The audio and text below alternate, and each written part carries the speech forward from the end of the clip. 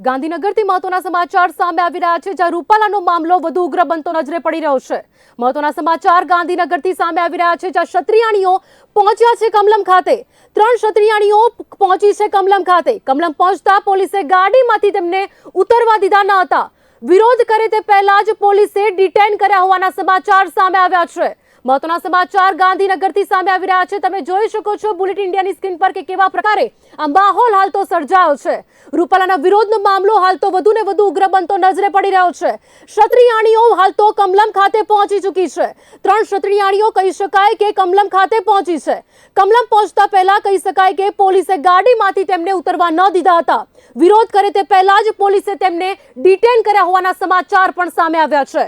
મહત્વના સમાચાર ગાંધીનગરથી સામે આવી રહ્યા છે, જ્યાં રૂપાલાના વિરોધનો મામલો વધુ ઉગ્ર બનતો નજરે પડી રહ્યો છે। ક્ષત્રિયાણીઓ હાલ તો કમલમ ખાતે પહોંચી હોવાનું સામે આવ્યું છે। તમે જોઈ શકો છો બુલેટિન ઇન્ડિયાની સ્ક્રીન પર કે કેવા પ્રકારે ક્ષત્રિયાણીઓ હાલ તો કમલમ ખાતે પહોંચી છે।